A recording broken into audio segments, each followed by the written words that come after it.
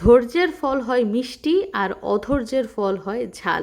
তো আমার ছোট বোনের সুখের দিন সামনে, তার আনন্দের দিনগুলো তাকে হাতছানি দিয়ে ডাকছে। আসসালামু আলাইকুম, আরও একটা স্পেশাল ভিডিওতে আপনাদের স্বাগত। তো আমার ছোট বোন শামিমা, যার বিয়ের প্রায় 2 বছর হতে চলেছে, এখনও সে শ্বশুরবাড়িতে সহজ সরল, সাধারণ এবং সাদাসিধা জীবনযাপন করে। তার জামাই বিদেশ, শাশুড়ি আর ননদ নিয়ে সংসার করছে। সেও কিন্তু পারত জিদ করে স্বামী নিয়ে একা সংসার করত, কিংবা বড়াই করে জামাইয়ের কাছে বিদেশ যেত। যেখানে তার বোন বিদেশ যায়, তার ভাই বউ বিদেশ গেছে, সেই তুলনা করলে তো তার বিদেশ যাওয়া ফরজ হয়ে গেছে। কিন্তু সে এতটা সাহস দেখায় নাই, কিংবা কারো সাথে হিংসাও করে নাই। আমাদের মা বাবা আমাদের কখনো এমন শিক্ষা দেয় নাই, আগে আয় তারপরে হচ্ছে ব্যয়। আমরা শ্বশুরবাড়িতে কোনো ভুল করলে শ্বশুর শাশুড়ির আগে আমাদের মা বাবা আমাদের শাসন করে। শ্বশুর শাশুড়ির কেউ শাসন করা কিংবা ভুল ধরার কোনো সুযোগই পায় না। প্রথমে যে আমি বললাম যে ধৈর্যের ফল মিষ্টি হয়, কেন বললাম? কারণ আমার বোন প্রায় 2 বছর ধৈর্য ধরেছে। শাশুড়ি ননদ নিয়ে একা একা সংসার করছে। মনের দুঃখ কষ্ট বেদনা সব বুকের মধ্যে চাপা রেখে হাসি মুখে সবার সাথে সহজ সরল জীবনযাপন করছে। কোনো বিলাসিতা, কোনো অপচয় কিংবা কারো দেখাদেখি কোনো কাজ করার আগে পিছেও সে নেই। তো সেই দিক দিয়ে আমার বোন কিন্তু খুবই লক্ষ্মী, এবং ধৈর্য ধরেছে বলেই সামনের দিনগুলো হবে তার জন্য সুখের এবং আনন্দময়। ইনশাল্লাহ আপনারা সবাই দোয়া করবেন, শুধু আমার বোনের জন্য না, আমার ভাইয়ের জন্য দোয়া করবেন, এবং আমার পরিবারের সবার জন্যই দোয়া করবেন।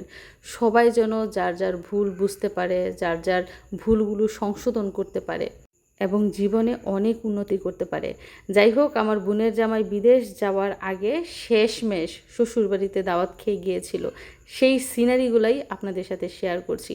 আসলে এই স্মৃতিগুলো ভোলার না, চোখের সামনে সবসময় ভেসে ওঠে। তো প্রায় 2 বছর ধরে আমার বোনের জামাই শ্বশুরবাড়িতে আসে না, আমার বোন একা একা বেড়ায়। তো ওই সময়টাতে আমার বোন তার শ্বশুরবাড়ির সবাইকে নিয়ে এসেছিল, তার শাশুড়ি ননদ তারা এসেছিল, একসাথে বসে সবাই খাওয়া দাওয়া করেছে, অনেক গল্পগুজব হয়েছে। তো এই দিনটা আবার কখনো ফিরে আসবে কিনা সেটা জানি না, কারণ মানুষের হায়াত মৌত বলা যায় না। হায়াত মৌত রিজিক বরকত সবই হচ্ছে আল্লাহর হাতে। তো শেষমেশ পরিবারের সবাইকে নিয়ে বাবার বাড়িতে আমার বোন দাওয়াত খেয়েছিল, এবং আমার বোন বরাবরের মতোই লাজুক, সবার সাথে বসে যে একসাথে খাওয়া দাওয়া করছে সেটাই সে লজ্জা পাচ্ছে। দেখেন, নিজের বাবার বাড়িতে বসে খাবে সেটাই লজ্জা পাচ্ছে। আর আমার সংসার জীবনের শুরুর দিকে আমিও কিন্তু খুবই লাজুক ছিলাম, খুবই ভয় পেতাম। এখন হয়তো বা ঠাস ঠাস করে কথা বলি, কিন্তু আগে খুবই সহজ সরল জীবনযাপন করতাম। শাশুড়ি কিছু কিনে এনে দিলে পড়তাম, শ্বশুর কিছু কিনে এনে দিলে খেতাম, এতটুকুই। এর বাইরে আমার কোনো স্বাধীনতা ছিল না। এখন আমি যতটা স্বাধীনতা পেয়েছি আমার স্বামীর কাছ থেকে, শ্বশুরবাড়ির কাছ থেকে, এরকম স্বাধীনতা কিন্তু আমার প্রথম অবস্থায় ছিল না। অনেকটা বন্দি জীবনের মতোই, এখনও বন্দি জীবনই। আমার গণ্ডি হচ্ছে শুধুমাত্র বাবার বাড়ি, শ্বশুর বাড়ি আর সৌদি আরব, এই 3টা জায়গা। তো আমার শ্বশুর বাড়ির সাথে আমার বাবার বাড়ির অনেকগুলো পার্থক্যের মধ্যে একটা পার্থক্য হচ্ছে মতের বিরোধিতা। আমার শ্বশুর বাড়িতে যেমন একটা মত যদি কেউ প্রকাশ করে এবং সেটা যদি লিগ্যাল হয় তাহলে সবাই মেনে নেয়, কিন্তু আমার বাবার বাড়িতে বর্তমান অবস্থা কি জানেন? কেউ যদি একটা মত প্রকাশ করে যে এই জিনিসটা এভাবে হলে ভালো হবে, সেটার এখন আর সবার মতের মতো হয় না, সবার মনের মতো হয় না। এজন্যই সংসারে একটু খুনসুটি হয়েছে, একটু মনোমালিন্য হয়েছে। যাই হোক, এগুলো ব্যাপার না, এগুলো হতেই পারে। তো আমার বোনকে বিয়ে দেওয়ার পর নতুন অবস্থায় আমার মা অনেক কান্না করেছে, যেহেতু আমার মায়ের ছোট মেয়ে, আমার মায়ের বান্ধবীর মতো, সঙ্গীর মতো। তো মেয়ে যখন শ্বশুর বাড়িতে চলে যেত তখন আমার মা খুব কষ্ট পেত, কান্না করতো। যাই হোক, এখন আমি আমার শ্বশুর বাড়িতে অবস্থান করছি, এবং সবাইকে নিয়ে, আমার শাশুড়ি, জায়ের বাচ্চারা এবং আমার বাচ্চাদের নিয়ে আলহামদুলিল্লাহ খুব সুখে আছি, খুব আনন্দে আমাদের সময় কাটছে। তো মেয়ের দাঁত উঠেছে, সবগুলো দাঁত এখনও ওঠে নাই, তবে মিশারি যখন ব্রাশ করে সেটা দেখে সেও ব্রাশ করতে চায়। তো তাকে ছোট দেখে একটা ব্রাশ এনে দিয়েছি, এবং এখন চেষ্টা করছি তাকে ব্রাশ করানোর, দেখি সে কেমন করে। তো একটু পেস্ট নিয়েছি ব্রাশের মধ্যে, তবে পেস্টটা কিন্তু খুবই ঝাল, বড়দেরই ঝাল লাগে, বাচ্চাদের তো আরও ঝাল লাগবে। আসলে প্রথম অবস্থায় আমি বুঝতে পারিনি যে টুথপেস্টটা ওর মুখে অনেক ঝাল লাগবে। তারপরেও চেষ্টা করছি যে একটু অভ্যাস করলেই কিন্তু প্রতিদিন ব্রাশ করবে। যদিও তার এখনও ব্রাশ করার সময় হয় নাই, মেয়ে ভাত খায় না, শুধু দুধ খায়। আরও মনে হয় 6 মাস 7 মাস গেলে ব্রাশ করালে ঠিক হবে। তারপর আমি অভ্যাস করানোর চেষ্টা করছি, যেহেতু মেয়ে মিশারির ব্রাশ দেখে খুবই এক্সাইটেড হয়। আরেকটা জিনিস কি জানেন, যে মানুষের ভালো করে আল্লাহ না সব সময় তার পাশে থাকে, তার ভালো করে। আমি কখনোই জেনে শুনে বিনা কারণে কারো ক্ষতি করি নাই, কারোর সাথে ঝগড়া করি নাই, কাউকে একটা গালিও দেই নাই।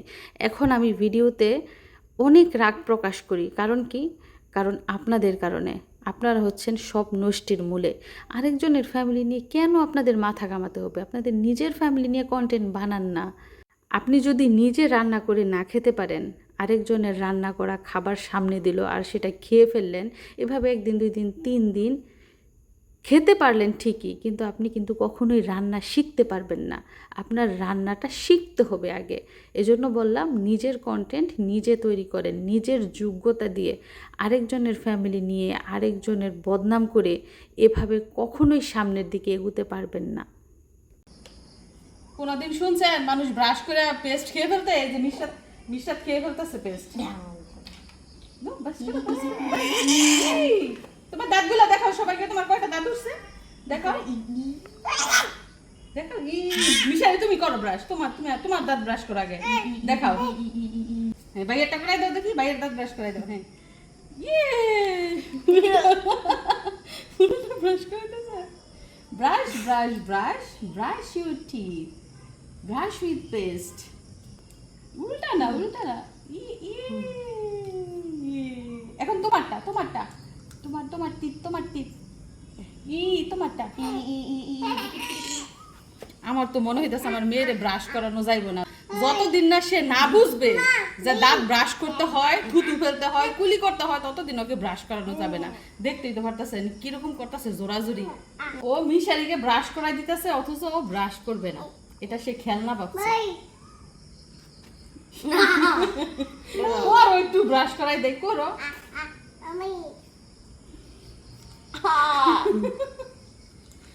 কত যে কামিলি।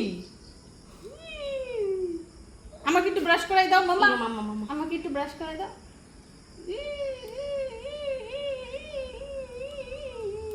মিশরাতের ব্রাশ দিয়ে আমরা ব্রাশ করে ফেলতেছি। আল্লাহ, তোমারটা তো নষ্ট হয়ে গেছে। ওই সম্ভব না, এত আউশ করে মেয়ের জন্য ব্রাশ আনছি।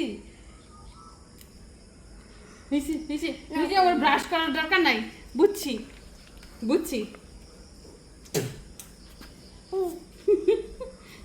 দামি দাঁত ব্রাশ করতে হয় না। তোমার টিথগুলো দেখাও সবাইকে, করে তোমার টিথ। এই যে দেখেন মিশাতেল যে আমার টিথ আছে, দেখেন এই টিথে ব্রাশ করতে হয় না।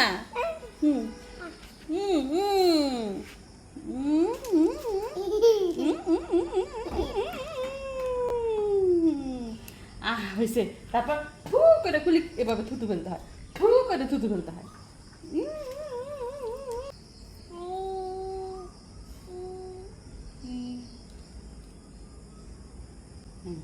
আবার ভাইয়াটা মানে অভ্যাস করতে হবে। 2-1 দিন দেখাই দিলে পরে মনে হয় পারবে। এখন কি সকালকার দাঁত মা ব্রাশ করো, নাকি সন্ধ্যার, না রাতের, না দুপুরের ব্রাশ? কি আবার তুমি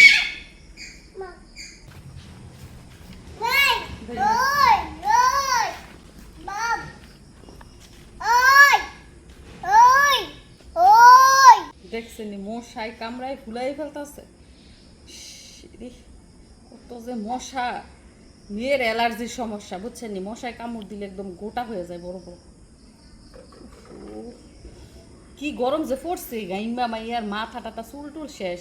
ভাবতাছি চুল খাটু করাই আনবো, বেশি বড় হয়ে গেছে না চুল, বাঁধতেও দেয় না চুল, আশ্রয়তেও দেয় না, আবার গাইমা চুল একদম ভিজে যায়, ঠান্ডা লেগে যাবে এরকম হইলে। এই জন্য ভাবতেছি চুল ছোট করে আনবো। তো বরাবরের মতোই রান্নাবান্না শুরু হয়ে গেছে এবং সর্বপ্রথম বসিয়েছি ভাতের বলক এসে গেছে।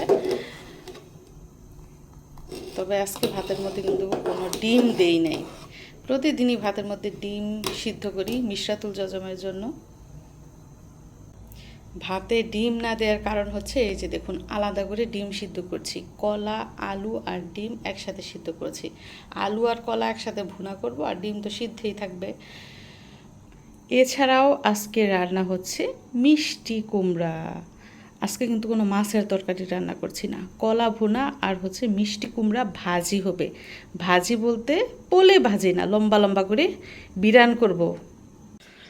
এদিক দিয়ে দেখেন পুরো বাড়ি ঘরের উঠান ঝাড়ু দিয়ে একদম পরিষ্কার করে ফেলেছি আমি নিজে।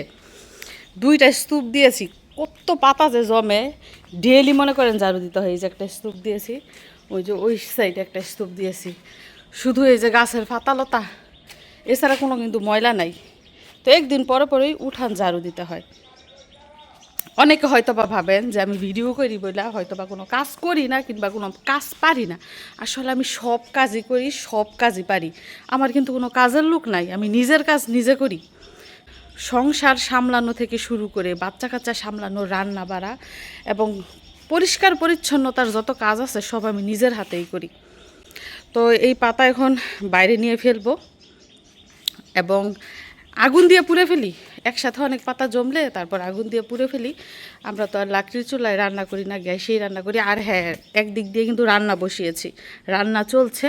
আর অন্য দিক দিয়ে ভাবলাম যে উঠানটা ঝাড়ু দিয়ে ফেলি, কাজ নে একটু এগুবে। কাপড়ও ধুবো আজকে, মশলা রোদে দিব। তো এত হয়রানি লাগতেছে, গিয়ে দৌড়ে পানি খেয়ে আসছি ফ্রিজ থেকে, ঠান্ডা পানি। আর কি যে গরম, তো এই রোদের মধ্যে ঝাড়ু দিয়া অনেক হয়রান লাগতেছে। ঠান্ডা লেগে যাইব, গরম আটকেও কিন্তু ঠান্ডা লাগে। যাই হোক, এগুলো আগে ফেলে নেই বাইরে, তারপরে দেখি রান্না বান্নার কি খবর। তো এদিক দিয়ে দেখুন মিষ্টি কুমড়া ঠিক এভাবে কেটে নিয়েছি লম্বা লম্বা করে, এগুলোর ভাজি করব। হলুদ, লবণ, ধনে গুঁড়া আর জিরা গুঁড়া দিয়ে ভাজি করব। কোনো মরিচের গুঁড়া দিব না, কারণ আমি শাশুড়ি মরিচ খাই না, ঝাল খায় না। আর এই পাশটায় আলু আর কলা সিদ্ধ করে আমি মথে নিয়েছি। এগুলো রান্না করব মাংসের মশলা দিয়ে, যেমন আদা, রসুন, গরম মশলা, হলুদের গুঁড়া, ধনে গুঁড়া, জিরা গুঁড়া, মানে এটার মতো মরিচ দেবো না। আমার শাশুড়ি কলা ভুনা খেতে পছন্দ করে, তো যেহেতু উনি ঝাল খায় না, তো ঝাল ছাড়াই রান্না করব। তো আজকে এই 2 আইটেমই রান্না করব। আর মাংস সবসময় ঘরে থাকে রান্না করা মিশারির জন্য। মিশারির জন্য মুরগির মাংস রান্না করা আছে, সে মুরগির মাংস দিয়ে খাবে। আর আমরা বউ শাশুড়িরা এই যে কলা ভুনা আর মিষ্টি কুমড়ার ভাজি দিয়ে খাবো। মানে আমি খাওয়ার সময় আর কি কাঁচামরিচ সাথে করে নিয়ে নিব। মিশারি গিয়া বল পারছে, মিশরাতে পাহারা দিছে, ওর ভাই আবার পয়রা যায় কিনা গাছ থেকে। আসো ভাই, পরে নাই পাহারাদার, বুঝছে ছোট বল মারবো। হ্যাঁ মারো মারো, এটা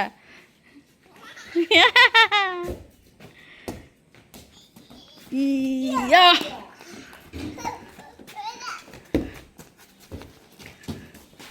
উঠে পড়ে গেছে। উঠো উঠো উঠো।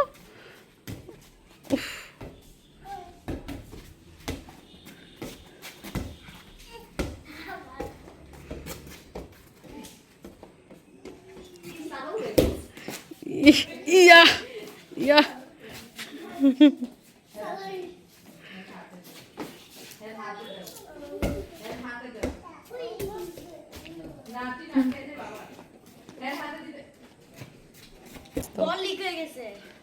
লিক হয়ে গেছে, এত জোরে মারছো। তো এরই মধ্যে রান্নাবান্না শেষ, ভাত রান্না আগেই করে ফেলেছি। এই যে এখন দেখুন মিষ্টি কুমড়া কীভাবে ভাজি করেছি, এরকম লাল টকটকা করে, কোনো মরিচ কিন্তু দেই নাই, মরিচ ছাড়াই দেখুন কত সুন্দর কালার হয়েছে। আর এই পাশটা এই যে কলা ভুনা, কাঁচকলা ভুনা করেছি, আপনাদেরকে একটু দেখাই কেমন হয়েছে। এই যে এরকম মাখা মাখা। এটা যদি আপনারা চান তাহলে আরও পোড়া পোড়া, আরও ভাজা ভাজা করতে পারেন, আরও লাল করতে পারেন ফ্রাই প্যানে দিয়ে, তবে আমি এই অবস্থায় রাখি, একটু নরম নরম আর কি। কচুও কিন্তু এভাবে ভুনা করা যায়, কচু সিদ্ধ করে তারপর শেষে এভাবে ভুনা করে, কলা ভুনা করে, আলু ভুনা করে, কতভাবেই কিন্তু নিরামিষ খাবার রান্না করা যায়। যাই হোক, রান্না করে ফেলেছি আজকে কাঁচকলা ভুনা আর হচ্ছে মিষ্টি কুমড়ার ভাজি। আর এই পাশটায় ভাত রান্না করেছি, সাথে গতকালকের তরকারিও রয়েছে, এছাড়া মুরগির মাংস আছে মিশারির জন্য। এ ভাই, তোমরা কোথায় যাইতাছো গা? এই যে দেখেন ঘুড়ি নিয়ে যাইতাছে এক একজনের হাতে। মোত্তাসিন দেখি ঘুড়িটা, চিলোলা ঘুড়িটা দেখেন। মোত্তাসিনের হাতে হইছে বড় চিলোলা ঘুড়ি। এটা কত দূরে উড়বো? কে দিকে কি খোলা মাঠ নাই? ওই যে ওইদিকে এই যে একজন ডাকতেছে, ভাই ভাই আসো তোমরা এদিকে উড়াও।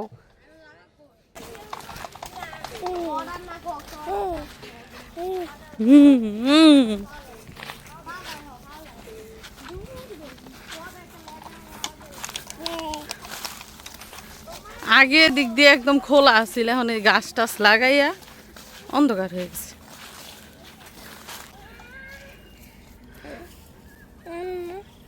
কি মামা, আমি ভিতরে যাব না।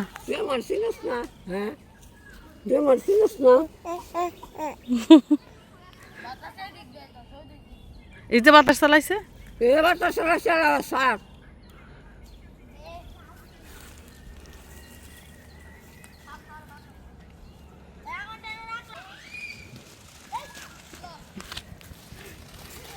এই যে উড়ে গেছে পাখি, চিল আকাশে উড়ে গেছে চিল।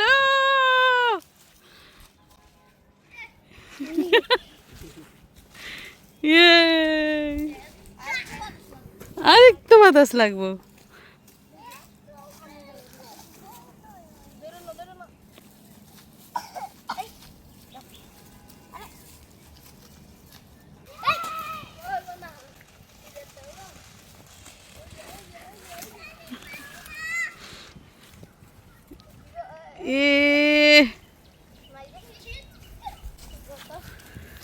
ঘুড়ি চালানো কষ্ট, গাড়ি চালানো যেমন কষ্ট, ঘুড়ি চালানো কষ্ট।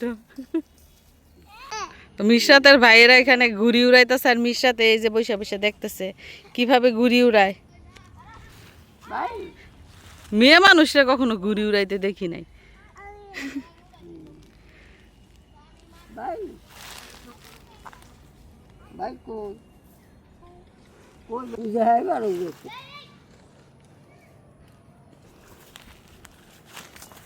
এই যে এখন উঠতেছে।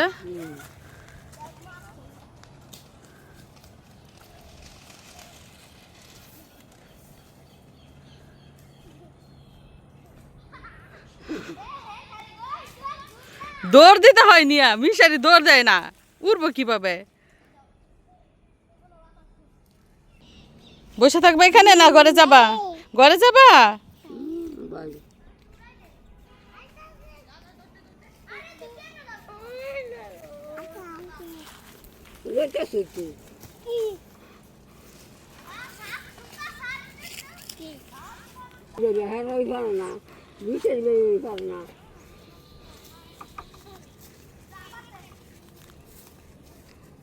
যে গরম হবে বাবা। মামা তুমি থাকবা না, আমি চলে যাই। এই যে আমি যাইগা, যাবে আমার সাথে? এই যে আমি বাড়িতে যাইগা।